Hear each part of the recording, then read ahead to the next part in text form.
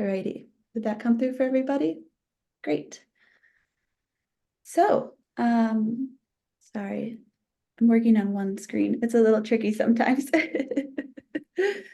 Well, let's kick things off with a little recap of what we've been up to. And I will hand it over to Ashley or Beth just to recap DC.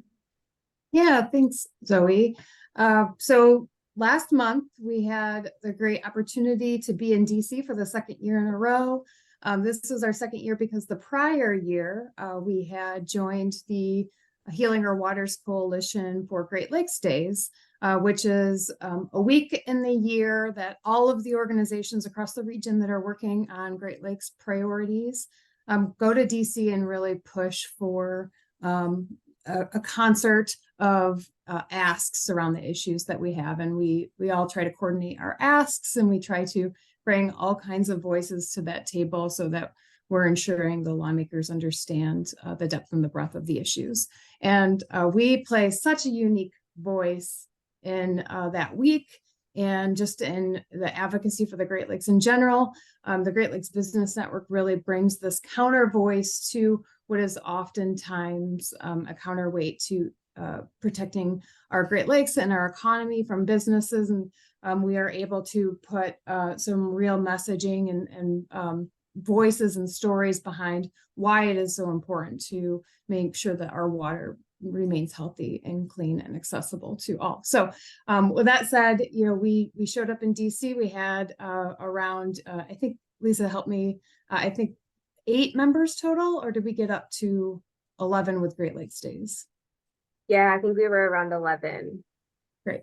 Yeah, we had so we had our DC days were the days leading up to Great Lakes Days with the coalition, the Healing Our Waters Coalition. And so we met in DC that Monday, Tuesday, and Wednesday. We had around 5 meetings with lawmakers from across the region, and we delivered the Great Lakes Business Network priorities along with some important priorities from the coalition. And then we had a couple of businesses join the coalition in the remaining days of the week to help deliver the Healing Our Waters priorities, which greatly overlap with our own.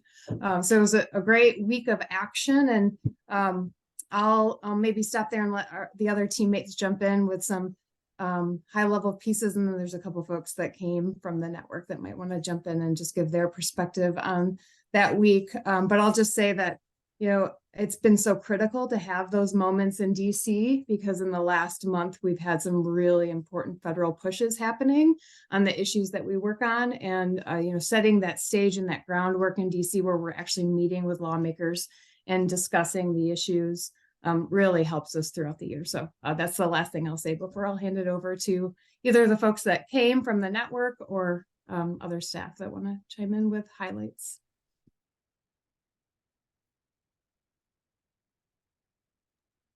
I can just chime in with, Ella, go ahead. Go. Okay. Well, I got to have the perspective of being with GLBN and Healing Our Waters, and I just wanted to point out with the Healing Our Waters Coalition, as we were lobbying, we met with a lot of stick in the mud legislators that if in sharing passionate issues, typically they'd be like, well, it doesn't meet our financial goals or whatever. And I think coming from a business perspective, the Healing Our Waters Coalition used me very greatly in sharing an economic point of view. And I think that's where this business network really has a unique opportunity to sway legislation, is by sharing how our businesses are affected and how the blue economy can be affected by our issue areas, or if we lack Great Lake protection. So and just all in all, it was just such an unbelievably awesome opportunity to meet with networks and network members. And now I have these awesome friends, and Jason and Pete and everyone on board, and Travis. And so I just highly encourage anyone interested in getting more involved to take advantage of those in-person opportunities, because I think that's what makes this network so unbelievably special.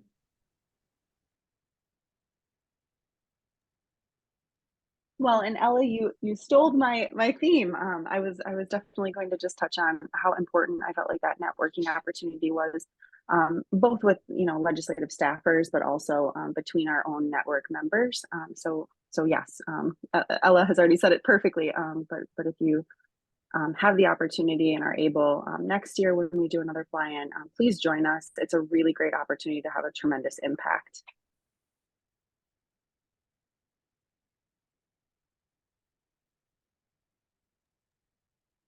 Yeah, thank you for that. And yes, thank you to all the members that were able to join. And jealous I couldn't be there. It looked like a great time.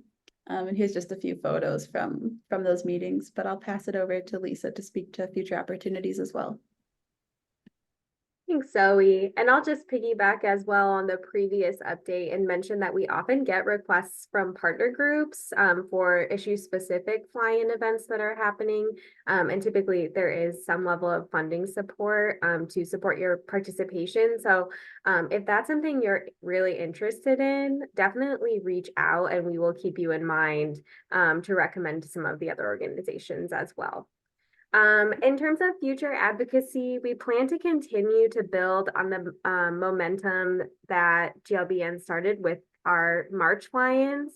And what we're looking at this time is a series of in-district meetings with congressionals while they're on their recess this August.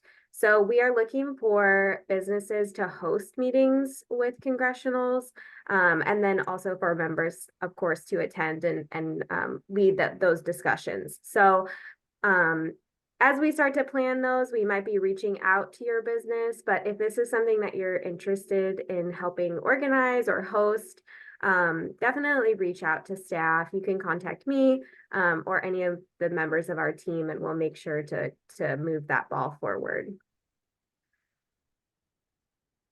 And I'll pass it to Ashley for an Earth Day recap. Yes. So earlier this week on Monday, we were able to have a number of us get together. I think there were between 10 and 15 folks there at Mobby Winery here in Traverse City area. It's actually up on the Leelanau Peninsula. But Mobby was kind enough to donate some libations for the event. And it was just a great opportunity for folks to get to connect in person and really build community. This type of event is something that we hope to replicate as well in other places, other states, and in other cities where we've got kind of a major hub of our members. But as you can see here, folks were kind enough to pose for a photo, and yeah, really help to take some of the Earth Day messaging home to their brands as well. So thanks to everyone who showed up, and huge thanks to Mobby and Peatling for hosting that event.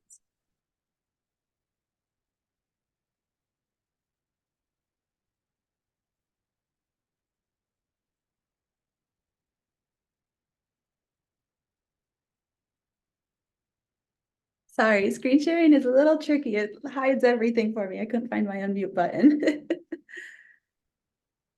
Alrighty, so we'll jump into some issue area updates. We've been working quite heavily, as many of you have probably seen, on pollution rules that have been very important to get across the finish line before May, just to the way that timing works out as we go into an election year and potentially a new president or a new Congress. We want to get these rules finalized while we have allies who are in favor of them. And so the next big one that we expect, possibly even tomorrow, is updates to the power plant rules, and especially around carbon.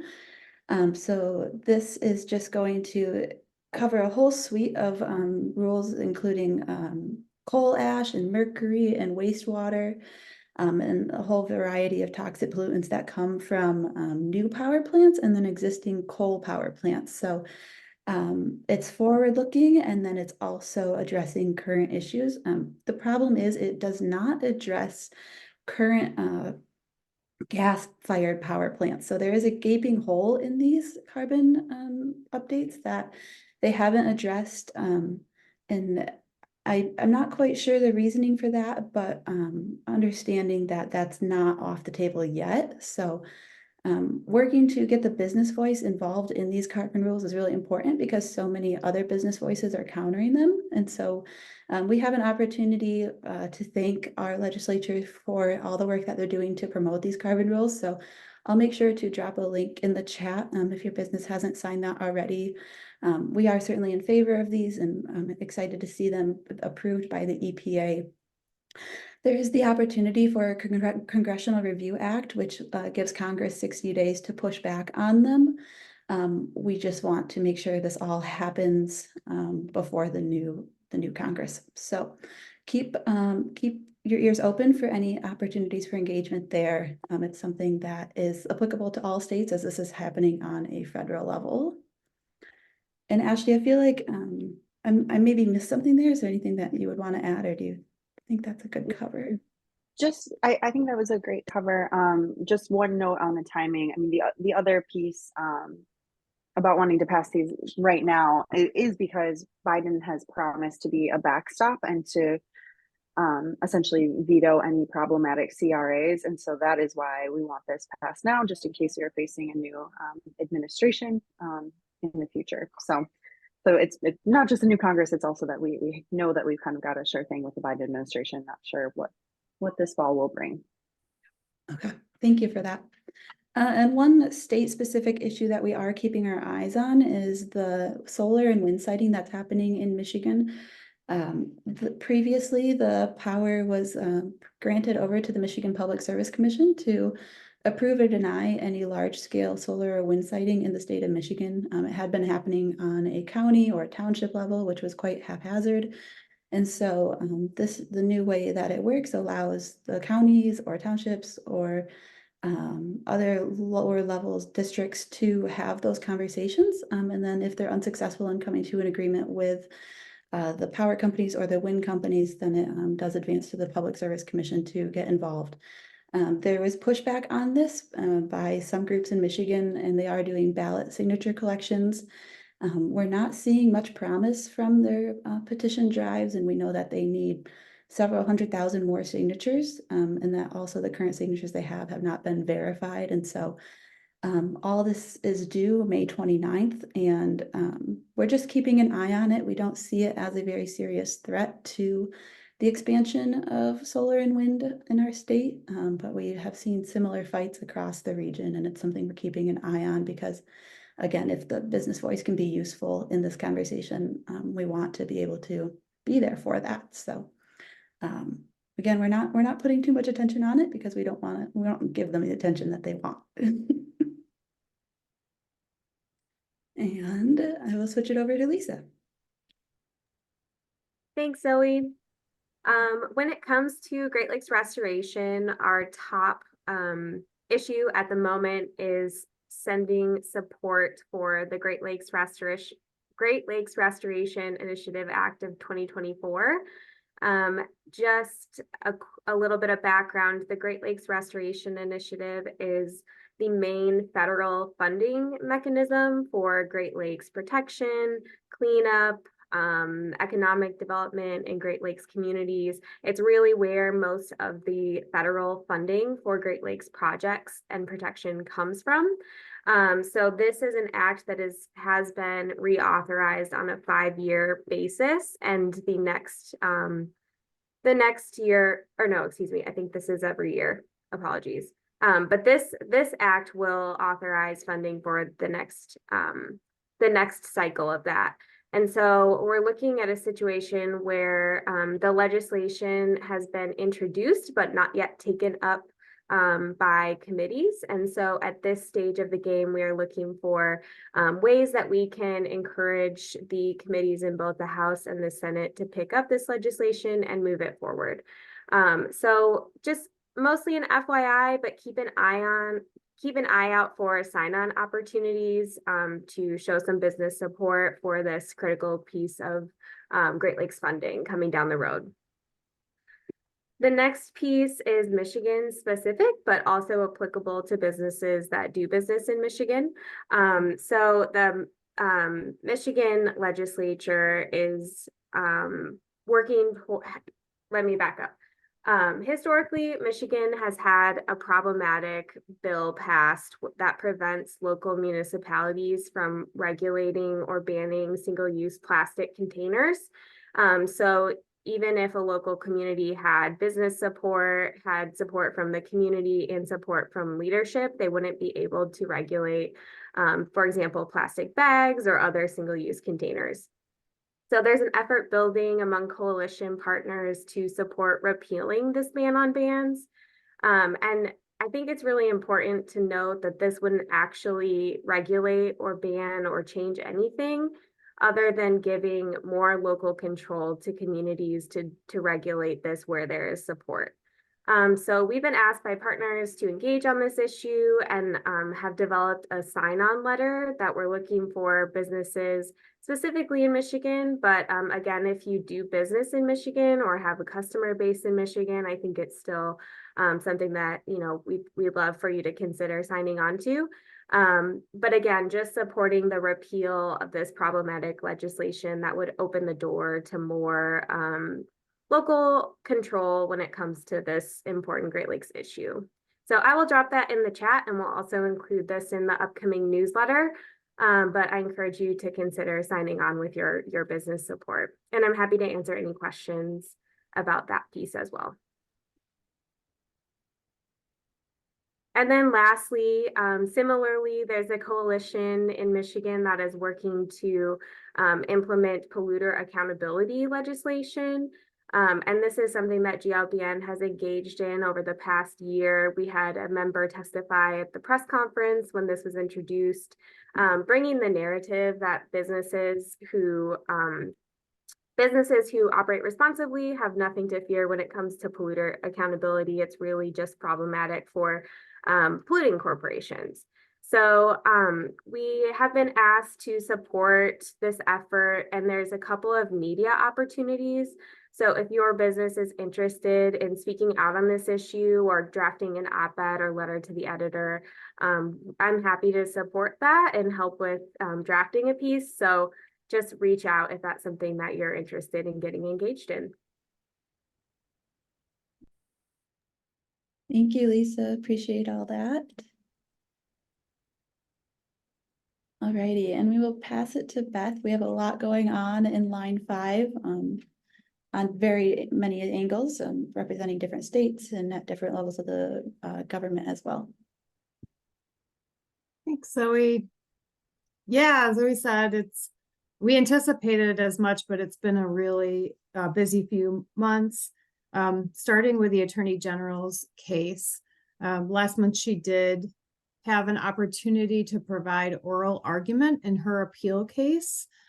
Just a reminder, her case is to uphold public trust in the Great Lakes and the easement revocation against Line 5. And so she's really been in the court on behalf of the state of Michigan and the citizens, arguing that our public trust in the Great Lakes and the protection of the Great Lakes outweighs the interest of Enbridge, and they need to remove Line 5. The problem with this particular case is that it's been really held up around the venue. Enbridge does not see the state court as a favorable venue for them on this matter, and so they've tried to relocate the case to federal court, and right now it is under appeal. And the Attorney General's oral arguments that happened last month were quite remarkable, and she had a pretty conservative panel of judges that completely understood the issues at hand and the rights that were on the line with Enbridge's legal case. So it will be an interesting next few steps on that case, but we anticipate a favorable ruling that could potentially send this case back to state court, where Judge Jamo has already heard a lot of the arguments around the case and has taken pretty swift action around Line 5 in the past. So we think it could be quite favorable for the case in general. So that's on the AG. I'm happy to take any questions if folks have them.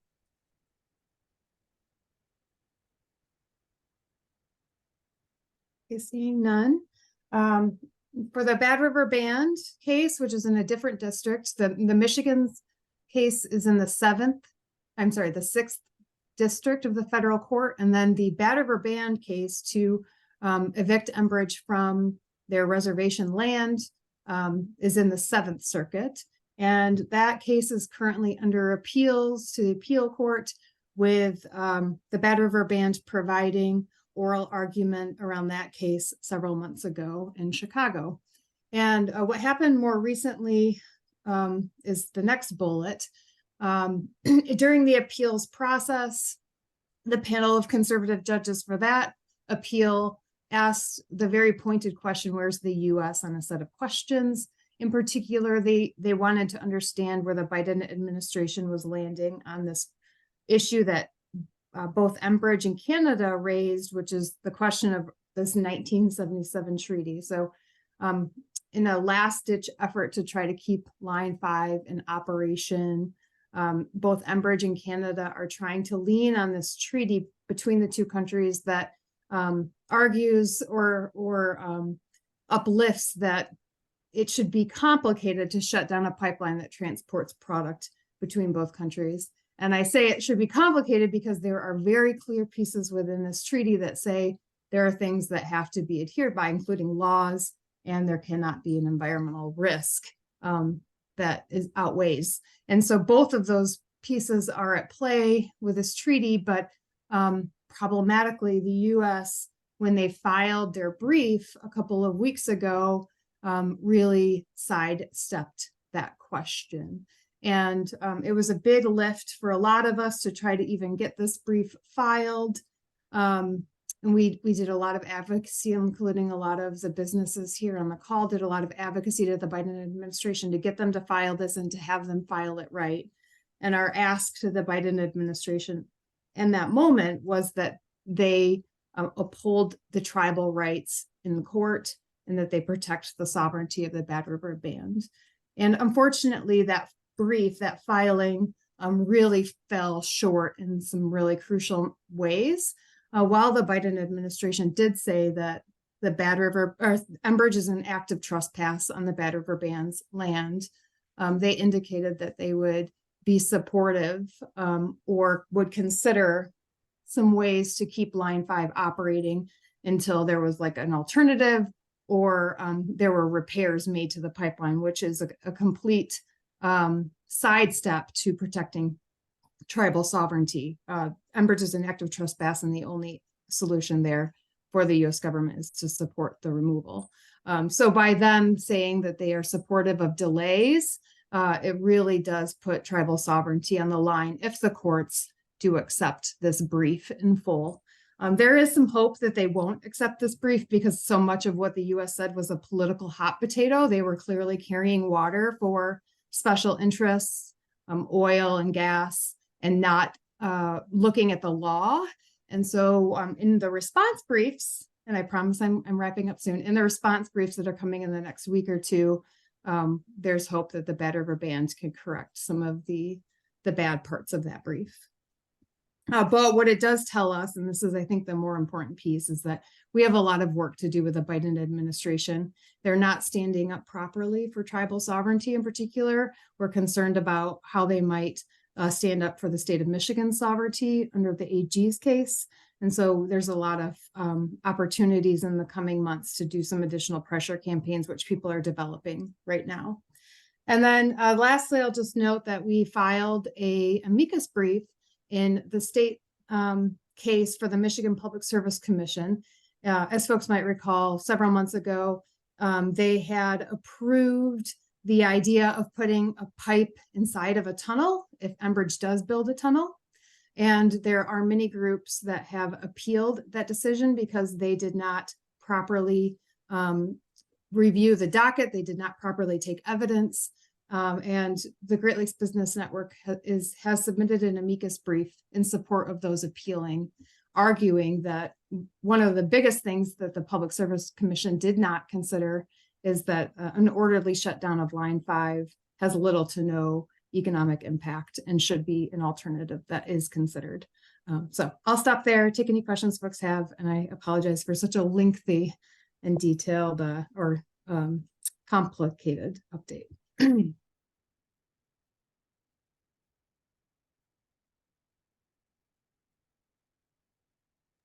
have a question. Yeah, go ahead, jump in. Sure. So, The line five, the issue on the tunnel, because I whether in the store here, up at our Cross Village store, I get in discussions with, we're right on Lake Michigan up in Cross Village. And I get questions about this tunnel issue, about having a tunnel under the straits and putting a pipeline in there.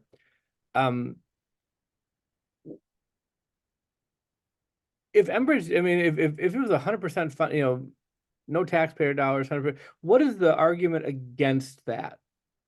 Yeah, I really appreciate that. And I'll pull in some of my teammates. I know Ashley's you. about to do a presentation on this. I was going to say, but- come to our tunnel vision event this evening. We're I'd love just to. that question. Yeah, please. But to answer the question, how we're viewing it and how many are viewing it, is that it's a shift of harm and risk.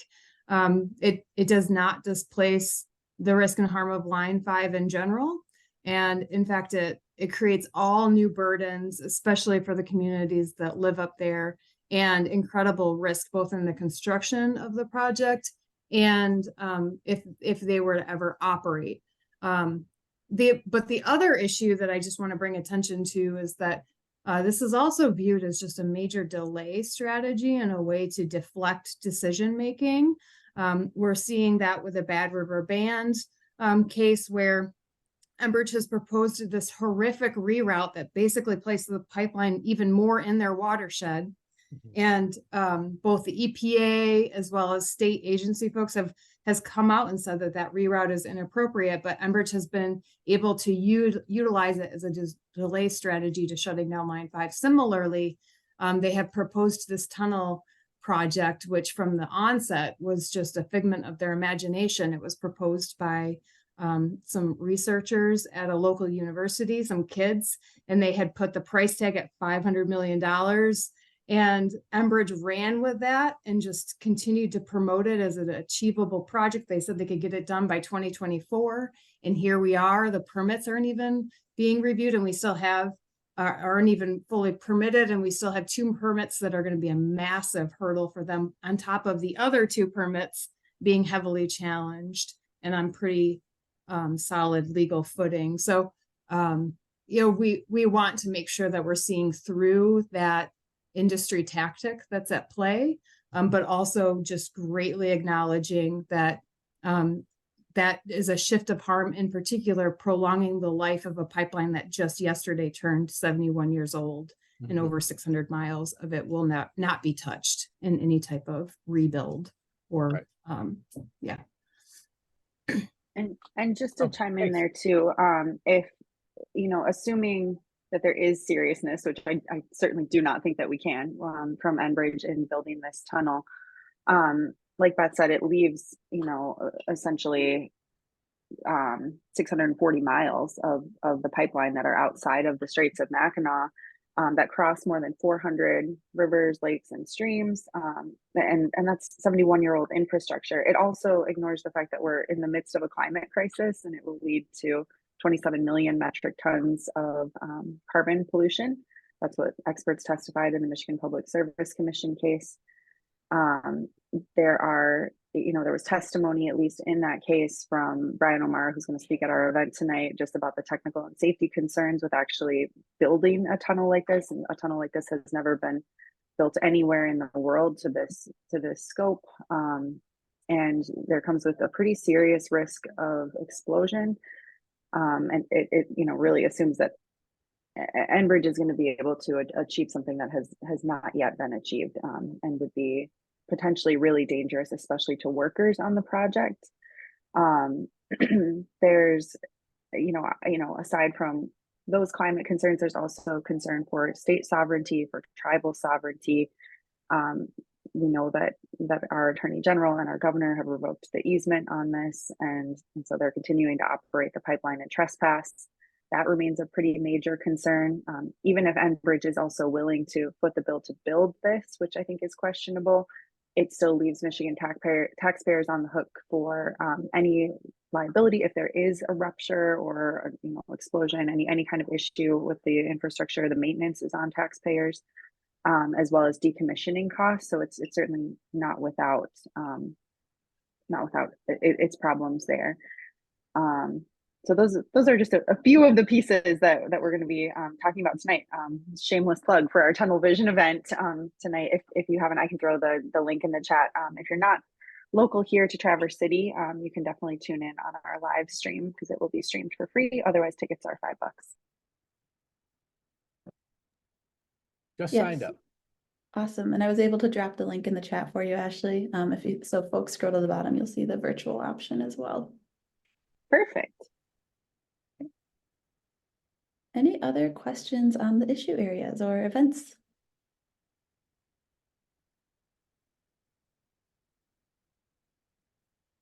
Okay, well, yeah, Jason, sorry, I just saw you come off camera. I don't know if you were going to say something. Yeah, I guess this is a question for Ashley and Beth. There's a Julie Geisinger from Oil and Water Don't Mix reached out. I know in our last, I can't remember if it was a regional or federal call, but there was conversation about getting more youth involved with activism around Line 5 and trying to kind of create more pathways and opportunities for youth to be involved. Are you all connected with Julie at all? I was just going to see if, because Yeah. like she's assembling kind of like a youth team. I wasn't sure if that's aligned with like work you all are doing or. Yeah, Yeah. that with coalition, there are a couple different groups that take on different roles. And I think one of those grassroots specific roles is for Oil and Water Don't Mix. And I believe Julie, actually, you probably know best, but I believe Julie is an official organizer with Oil and Water. And so that's an amazing coalition that we work with closely. So very happy that you all are connected, and let me know if I can help in any way. Yeah, and Julie is one of the official organizers. Oil and Water has kind of placed a few organizers within a handful of regional organizations that are working on Line 5. Sierra Club, I think, is the one that she's affiliated with. And we have an organizer as well up here whose name is Kelly. He works pretty closely with her, and they are definitely coordinating strategies. And yeah, we're definitely involved. We're also on the steering committee for the Oil and Water Don't Mix coalition. So yeah, definitely are supportive of the youth efforts, and that she's kind of heading up. Sweet. I as always just want to make sure all these campaigns are aligned, right? Even if you aren't directly involved, right? Just to kind of make sure that things are aligned and working in tandem with each other. So It's huge. Thank you. Yeah. Appreciate that. And this may be obvious for other folks on the call, but there's kind of two ways to go about doing advocacy: grass tops and grassroots. Grass tops is what business owners fall into, more influential individuals helping at a campaign level, mobilizing support and utilizing like their relations to speak with politicians. And then you have grassroots advocacy, which is relying on like everyday community members to do petition drives, community volunteering, and things like that. So we tend to fall in the grass tops. All right, anything else? Okay, well, it was lovely seeing so many new faces and just having so many different states represented here. As always, feel free to follow up or reach out whenever you have a question, but I hope you have a good Wednesday. Thank you. Thank you. Thanks all. Thank you.